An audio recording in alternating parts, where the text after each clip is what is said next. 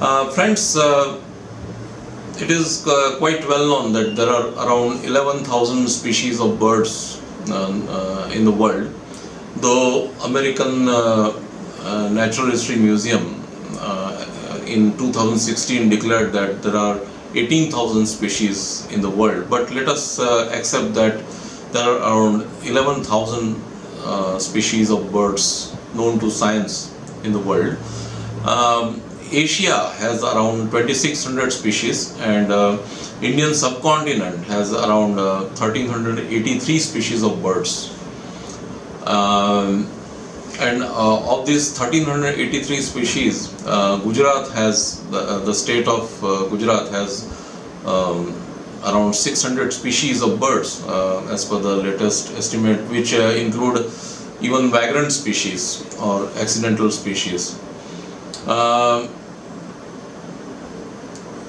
All these species are not safe, and as per IUCN Red List of Threatened Species, there are around 96 species of birds in India which are at one or the other levels of threat.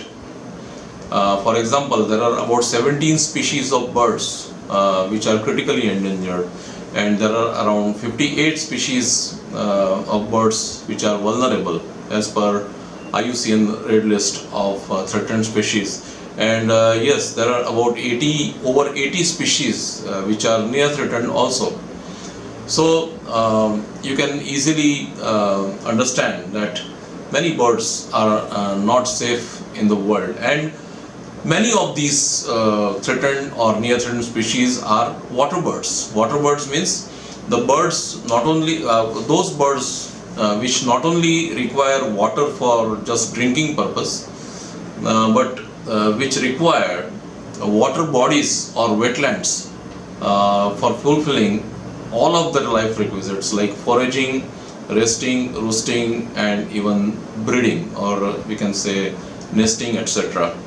So there are many such species, and that's why if a bird is non-aquatic, or the birds which are dependent on water only for drinking purpose, or the birds which depend on water bodies for their entire life, for all these birds, water is extremely important. Every year on 13th May, many countries of the world observe World Migratory Bird Day. Foundation for Ecological Welfare decided to mark this day too. There are some countries which celebrate this day in October also, but especially in North America, 13th May is celebrated as World Migratory Bird Day. This year, that is for the year 2023, the global theme to observe this day, or rather I would say water sustaining the bird life, which means that this year's theme emphasizes the importance of water for the well-being of migratory birds. It is very easy to understand that a variety of migratory birds need water for fulfilling their life requisites. This may be drinking water, or it may be water as their habitat. When we say that water as the habitat for birds, we directly come to the topic of water birds or wetland birds. A large number of birds which are migratory to India are water birds. Water birds means the birds which depend on wetlands as very important source of food as well as their habitat. They include ducks, geese, then a large number of shorebirds, large waders, cranes, and terns and gulls, a variety of birds, So for all of them, wetlands are very, very important, and I would say water in the wetlands is very, very important. Wetlands are definitely in danger. As per one estimate, 35% of world's wetlands have disappeared in last 50 years in the world. So this is not a good condition at all. This is not a good situation at all. Though a large number of wetlands in the world have been declared as Ramsar site, that is wetlands of international importance, they are not safe even today. As per one estimate, there are over 2,400 Ramsar sites in the world which cover about 2.5 million square kilometer in the world. Friends, Foundation for Ecological Welfare always mark such important days by having a small online programs, by arranging small online programs. Just recently we had marked International Flamingo Day also, and in that series 13th May will be marked by Foundation for Ecological Welfare as World Migratory Bird Day. And to observe this day, we have invited a young PhD scholar from Wildlife Institute of India, Mr. Harindra Baraya, who has been doing his doctoral research on cranes and their migrations in India. Particularly, his field research is based in Gujarat state of Western India. He will today talk on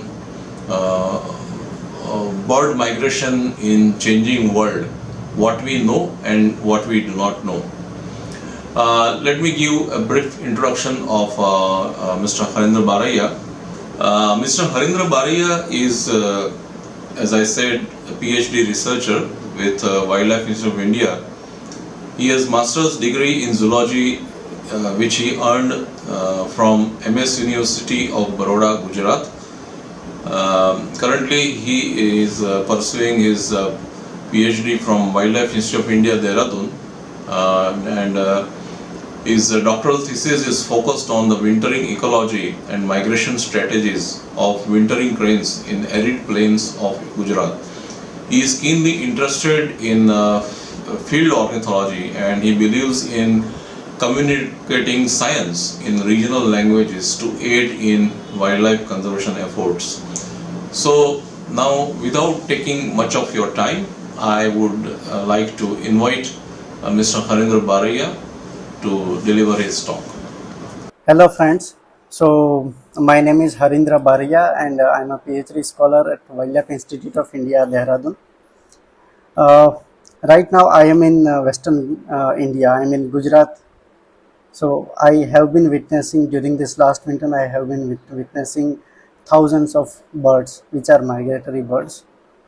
Gujarat in Western India is blessed with very good diversity and abundance of not only resident birds but also migratory birds. So therefore I am lucky, and many of you are also lucky to witness scenes like this on the screen, where you are seeing thousands of roses starling moving in the sky of Ahmedabad city in the downtime. Also, this is the case again. You can see that roses starling are moving even in the dusk time, very good numbers. Same is the case with barn swallow, which is again a migratory bird species which migrates from Himalayas to South Africa. So in Himalayas the species breeds and it goes all the way to South Africa for their wintering quarters. But during the passage time we are seeing very good numbers, or literally in thousands of numbers, of barn swallow in Western India. Same is the case with flamingo species. We are having two species of flamingos, greater flamingo and lesser flamingos. Although there are no solid recent events where flamingos may have migrated to South Africa or any other countries, but they have been recorded to be migrating from Western India to South India. And this is the scene from Thor Wildlife Sanctuary, where thousands of common cranes and many other bird species are seen in flight and also in residential state. So, as I said, we are blessed with very good diversity, but still there are questions: where do these birds come from, and where are they going, and why? Why don't they just sedentary in one place, or they just live their entire life in one place, and why they need to move from one area to another area? So what are the underlying processes? What are the routes that they are taking? So these are some questions that we are trying to answer as a scientific community collectively. So if you will see the entire world, and if you consider the biodiversity as a whole, you will see there are lot many species are migrating from one area to another area. For example, very famous monarch butterfly, also the great migration of white-eared blue wildebeest, and many other species that includes tiny species like butterflies and dragonflies, and also large species like whales. So, but if we look at birds only, there are so many flyways, there are so many routes that they are taking, and among some 10,000 to 11,000 bird species that have been recorded around the globe, 40% of the total world's bird diversity is actually migrating from one area to another area. So here is some animation which is trying to explain why birds are migrating. So animals are on the move, but why? So one large answer is that resources on Earth actually fluctuating. If you will observe this animation very carefully, you will see that uh, with the residing snow cover in the north, birds are moving or animals are moving towards north. But as soon as the north starts to be covered with snow, birds will or animals will start to fly back or run back or walk back to southern hemispheres. So yeah, this is the point where there is increase in snow cover, and that's why all the animals are moving back to south.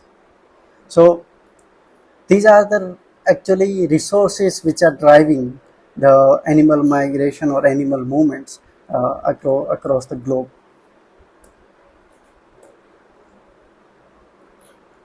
So there have been many explanation of bird migration. In fact, in earlier times, people didn't know that birds are actually migrating. For example, in Europe, Aristotle believed in transmutation. So he said that during summer, reds start annually transfer themselves into robin during the winter time.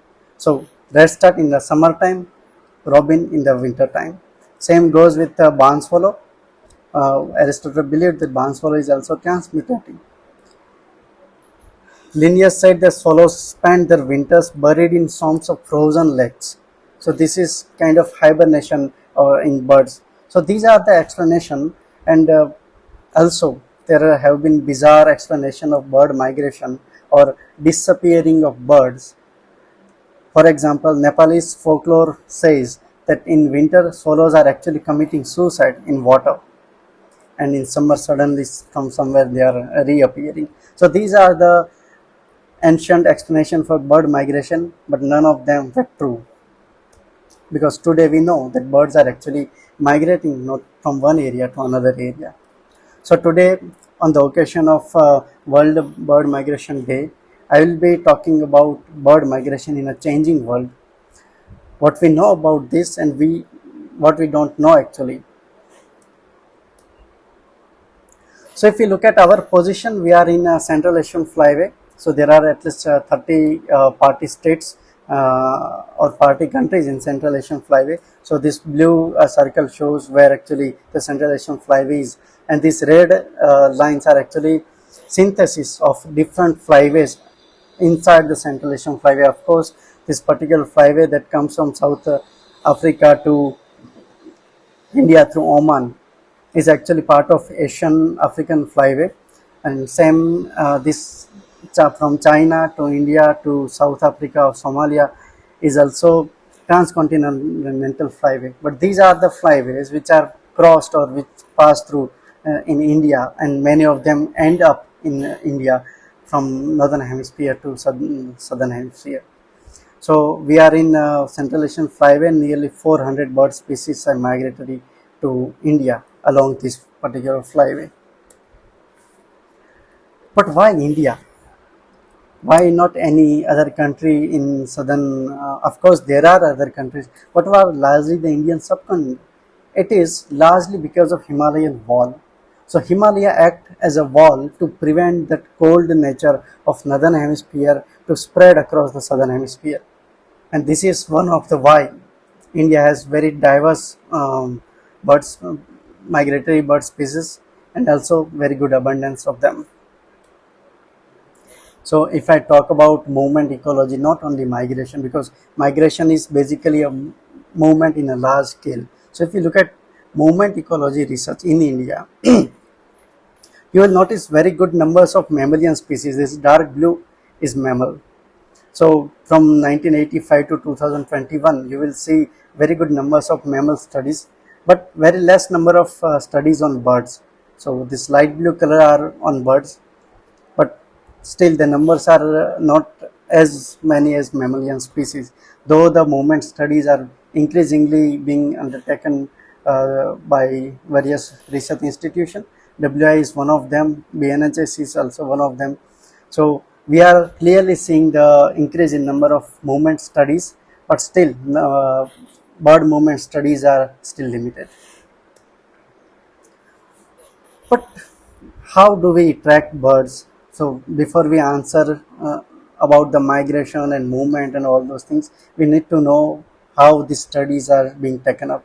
So largely we have satellite tracking system, or we have Argos, we have Iridium.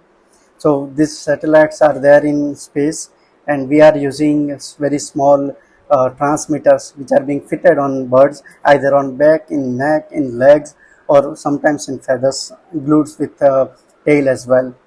So these particular transmitters are using the satellite tracking system and providing us live GPS location, real-time GPS location, and also the information about the temperature, humidity, and many other environmental parameters. So using the transmitter and satellite tracking system, we are trying to understand how birds are moving from one place to another place and why behind that.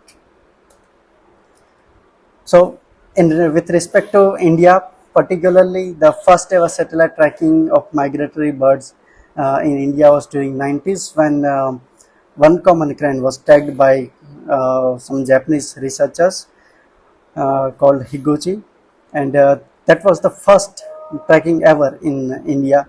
And this particular study found, of course, very limited but very crucial information that cranes are actually coming from southwestern Siberia to Rajasthan and possibly Gujarat as well. So this was the first effort when India started understanding how birds are migrating in the subcontinent. After that, again, from Gujarat, there was yet another uh, effort to understand how common crane is migrating from northern hemisphere to India, and this gives much more information than the previous study simply because of technological advantage, but still it wasn't enough. So during this study, we knew that birds are coming from Russia and all the way to Gujarat and using this particular uh, flyway, but still they stop over sites, their very fine scale movements, what are the elevation at which they are traveling, all those things were not known. So these are two primary migration studies that have been taken up in Gujarat. And then we have very interesting species, bar-headed geese. You all know already that the bar-headed goose is one of the highest flying species. It actually crosses Himalayas at 8,000 meter and then come to Gujarat or to Indian subcontinent. So it is the population that we are receiving of bar-headed goose is from Mongolia, Tibetan Plateau, and some population from Tajikistan. However, we only knew that there are different breeding population in north area which are coming to India, but we don't know particularly for different regions within Indian subcontinent or within India's country. For example, we actually don't know what are the fine scale flyway of bar-headed goose that comes to Nal Sarovar or comes to Thor. We even don't know the bar-headed population which is in there in Himachal Pradesh. Where is it coming from? Is it coming from Mongolia or is it coming from Tajikistan? We actually don't know, and we require much more intensive studies for that. So this is some advanced study on bar-headed goose itself, where it is showing the peak of Himalayas and showing how bar-headed goose has traveled. But still, again, this is the population that breeds in Tibetan Plateau and Mongolia. Still, it is not from for the population that comes to Western India. Red-shelled duck, again interesting species. We are seeing them in very good numbers, but information is still lacking. Mongolian population is going to Myanmar, then Tibetan Plateau population is coming to India, but it is very short flyway. But what about the population that comes to Western Gujarat? Still not known, and we are trying to understand or possibly be able to give the answer in coming years. When we talk about duck migration, again, all these populations are being studied in Tibetan Plateau and in China, but still, these are all coming to Gangetic Plains, Brahmaputra Plains, and surrounding areas.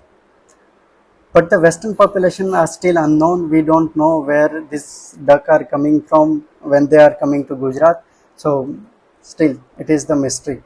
But at least we know a few things, that okay, at least Brahmaputra and Gangetic Plain population is coming from Tibetan Plateau, Eurasian region, Northern Pintail, Gadwal, Gargani, and Northern Shallows. There are all species that come to Gangetic Plains via this particular flyway.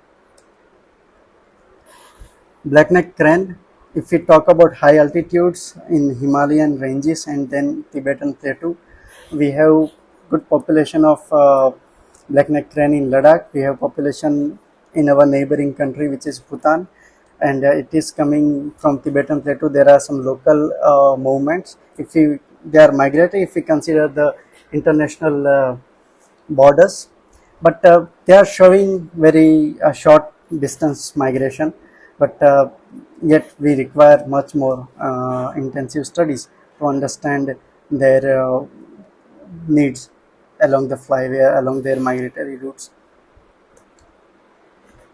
Demersal crane is one of the very well studied species when it comes to Western India, and demersal crane population breed in Mongolia. So you must have noticed that demersal crane breed in far eastern Mongolia.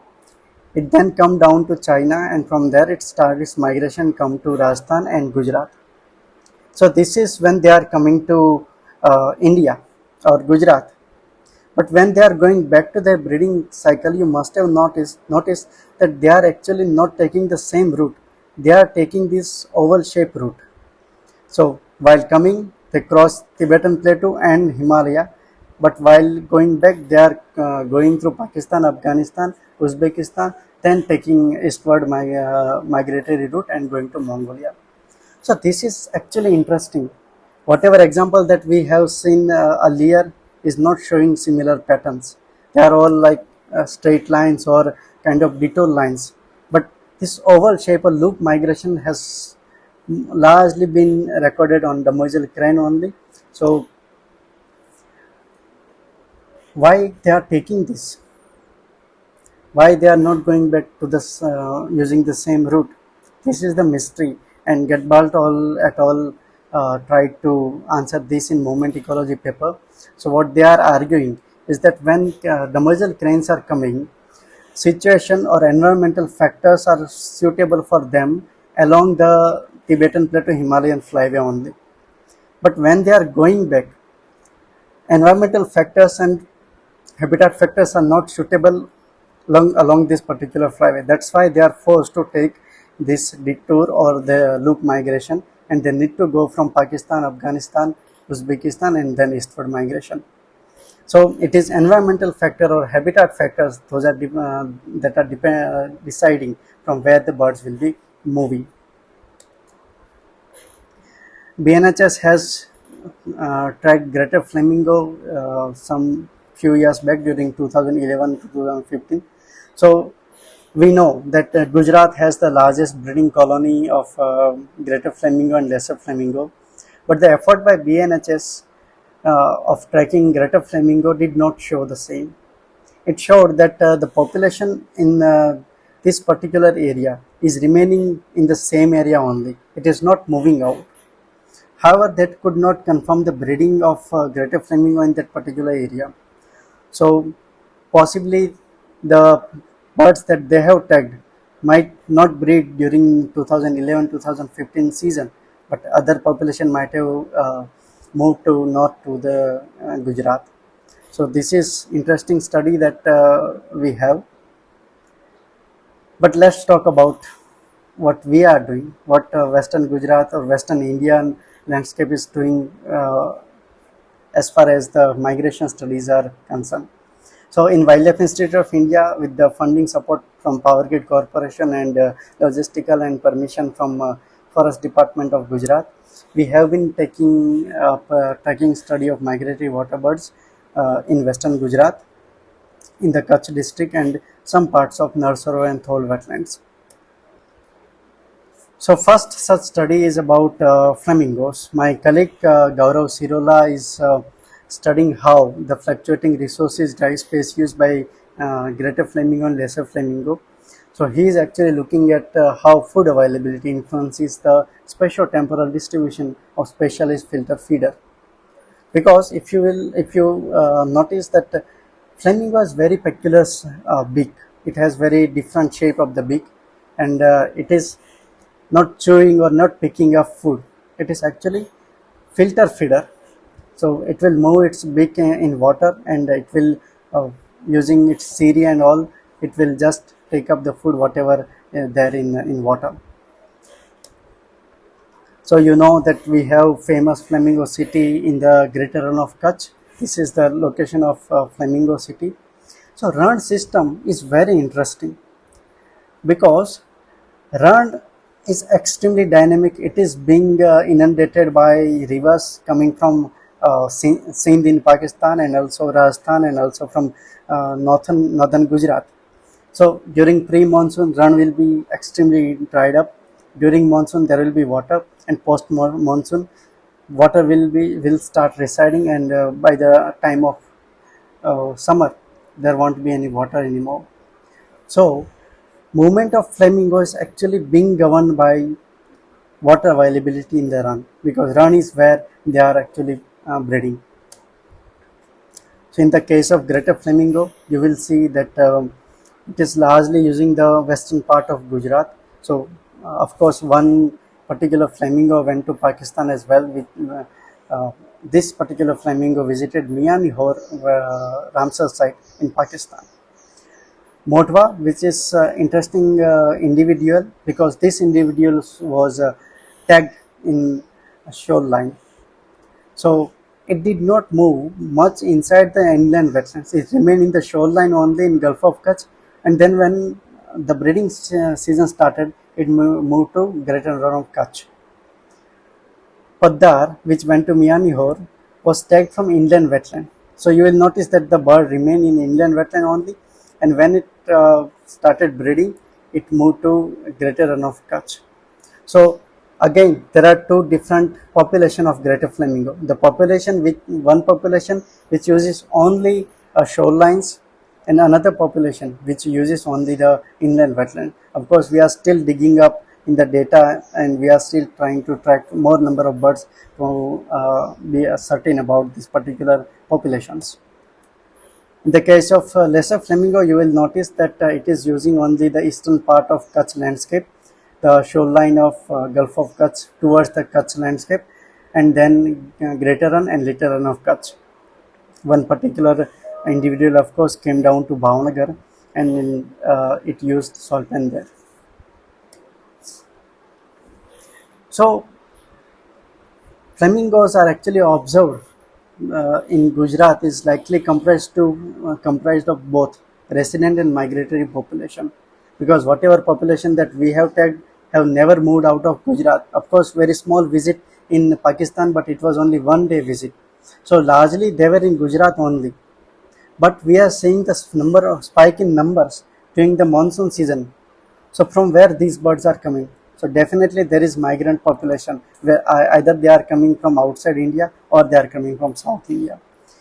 The greater and lesser flamingos differed in the use of wetlands, with the latter observed more in salt pans. Diet likely influences the wetland habitats used. So lesser flamingo is very specialized diet. It is only foraging on diatoms and blue-green algae only, while greater flamingos are utilizing broad spectrum of food, and that's why it is using different locations or different habitats. So flamingos enter in run habitat during the peak of southwest monsoon and remain in the run until the end of December or end of the winter, start of the winter season and end of monsoon. So I said that flamingos are using salt pans very often. So how these salt pans are actually governing the space used by flamingos? Are they benefiting flamingos, or they are just providing food for very shorter time, and then are there any adverse effect on flamingos? We actually don't know. So this is still a question whether salt panning works have a positive influence on flamingos or not. Another study is being carried out by me. I am looking at how cranes are using the multi-use landscape of Gujarat, particularly the western Gujarat population and north Gujarat population of common crane. So I am investigating the factors that influence the spatial use by wintering crane species in plains of Gujarat.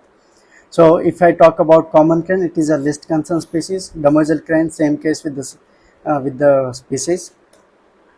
So I am using GPS GSM transmitter, deploying on the leg of the cranes, and after that tracking their live movements. So this is what we found, their migratory route. So common crane are actually traveling 4,500 to 5,000 kilometers of distance. The population that comes to Thor and also Ramsar site is going to southwestern Siberia in Russia. So during this migration, they are traveling non-stop when they are coming back to India. Duration of the migration is varied from 9 days to 26 days. So it's actually differs in northbound and return migration. During the northbound, they are taking some 15 to 26 days, while returning they are taking shorter time, which is 9 to 15 days. In northbound, they are making few stopovers to refuel themselves, but while returning, they are not stopping over. So again, it is question why they are not taking stopover during returning. Why only they are taking stopover when they are on their northbound migration? And during daily traveling, they are traveling 340 kilometer per day, while when they are going to northbound migration, and during returning they are traveling 390 kilometer of distance in 1 day, which is average distance of all the days traveled. So along this flyway, you must have recorded that in in the breeding ground, they are all actually dispersed. They are in very large area, some 300 kilometer spaced apart from each other. But when they come down to Gujarat, they are living very small area. They are living all together. So how they are actually deciding from where to go where? How they are deciding which flyway to take, which particular route to take? Why they are coming only one particular area and not coming any other areas? So these are the questions that I am trying to give, and possibly in a year or two, I will be able to I will be able to give a solid answer to them.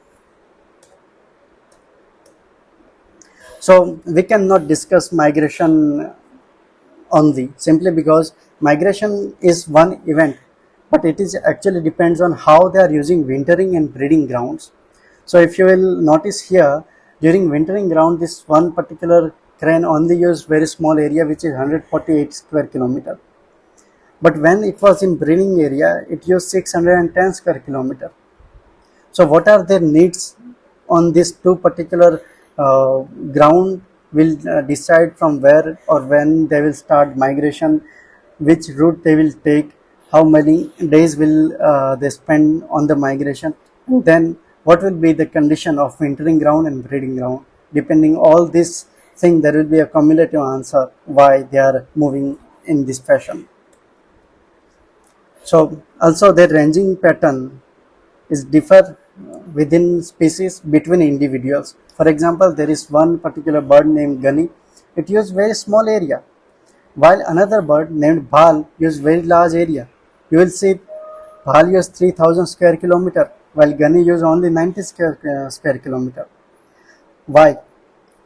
So far we are thinking that it is the habitat that they are inhabiting. For example, Bali is living agriculture fields. Agriculture fields are much more dynamic in nature. There is a large amount of disturbance there. But Ghani is using the little run of Kutch, where resources are very concentrated and there is virtually no disturbance in the area. That's why Ghani is using very small area, while Bali is using extremely large area. So this is one of the explanation. We are digging more in the data. So these are the common crane in raiding in the standing crop. So this is again one interesting aspect of common crane life history. We are also trying to understand how this cropping pattern is impacting common crane space use. While they are raiding this thing, how do often they are raiding the crop, standing crops. So because we have recorded a very small number of events when they are raiding crops, but why they are raiding, and because largely they are foraging on leftover seeds only. So what is their food availability at different stage of crop, and how they are utilizing them. So advancement in tracking technology has led to a better understanding of bird migration more than ever before, but still several important questions remain to be unanswered. How and why do cost of migration vary among individuals and species? So earlier I discussed that within the species, individuals are using different habitats. Individuals are using one habitat in one time, another habitat in next time. So how they are deciding what are the cost effects that individuals is suffering with. So this is the question that we really don't know. How does stopover habitat quality affect the migratory decisions of birds? So you all know that we are living in a multi-use landscapes. We are living in changing world. So habitat is changing very rapidly.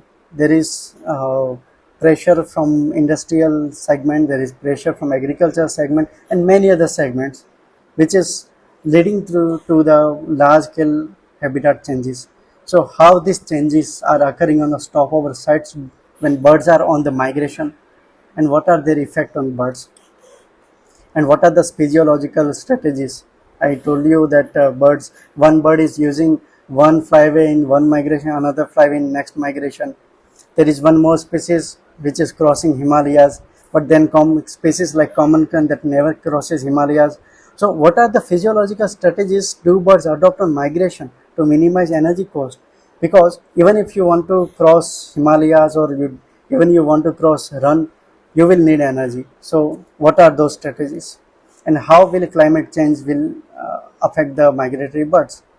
We don't know. We are trying to answer that. Of course, in there are so many studies trying to answer this question, that climate change is leading to delay in migration, it is forcing bird to move earlier, and so many other things. So in changing world, as I told you earlier, there are multiple threats. Of course, obviously, habitat loss and degradation, reclamation of intertidal habitats, especially mud and salt flats, and also the agriculture fields. Hunting is one of the important issue, especially in the countries along the common crane migratory flyway, where the Pakistan, Afghanistan, and other countries are located, where the hunting is a serious threat to them. Energy infrastructure is also a threat to migratory birds. because birds are often collided with the power lines and also windmills, and windmills is also causing the functional habitat loss for this particular species.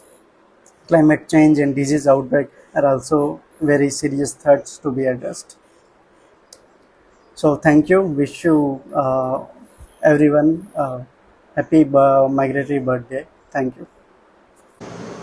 Thank you very much, Harindra. It was very interesting talk by you, and the viewers are really now aware after listening to your talk about the recent scenario of bird migration in this changing world, and now they might be aware that what they do not know about the bird migration, what they did not know about the bird migration. So thank you very much once again, and we would like to invite you in such online programs in future also. Thank you very much.